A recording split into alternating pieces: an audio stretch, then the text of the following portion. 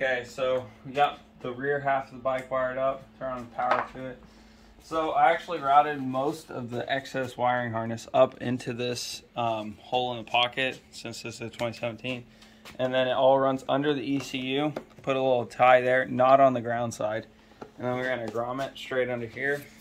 So if you look under there, it's at the very end, and it'll get covered up by the seat. We have 4 bolts here underneath it to attach the fender on top. Just measured them off and sucked the fender up. We got the blinkers on, and I don't know which wire it was, so all I did was just figure out which one it was. Got the blinkers wired up, and that should suffice for the rear end of the bike, because the seat will cover all this up, and this will sit flat, runs down here, everything's retained up in here, all nice and clean. So now onto the front half. Kept it all stuffed up like before, and so there's a lot of extra wires up here, and we just mounted the horn on the factory mount up there. Drilled a hole in the side of these extender brackets, very simple. On the Polysport Light, it'll mount up like that. Everything's functional and working now. We got turn signals and everything. So yeah, should work out pretty good.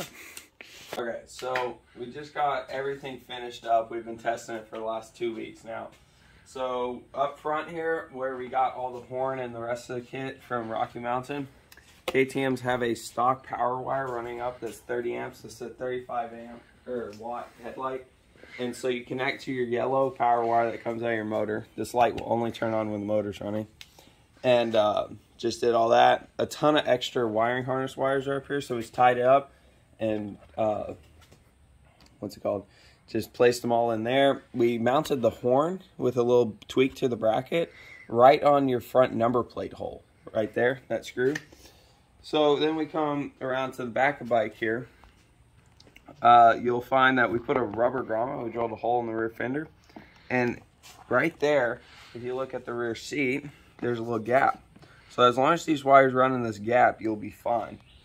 If they get out of the gap, you'll start crushing them. So, and then we routed a lot of it up, and there's a big chunk of wires here that up underneath the frame, and there's a hole underneath here, underneath the gas tank, that you can shove a lot of them up in this tube in the frame. So we shoved all the excess wires up there, and then we came back to the rear end of the bike. If you look under here, all it is just 4 simple bolts. We haven't had any tire rubbing issues when I bottom out yet. And I put 2 cuts in it with the hopes that if I do throw the bike back, it'll bend up and not break the rear fender off the bike. Also, the rear brake switch over here.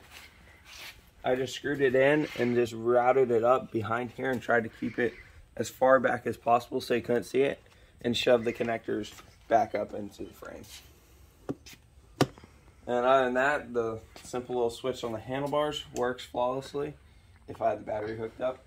And then mirror, I put it over here so it nicely can fold down right there like that, or it can be up so it can be legal when you're on the roads. All in all, it's pretty simple, good kit.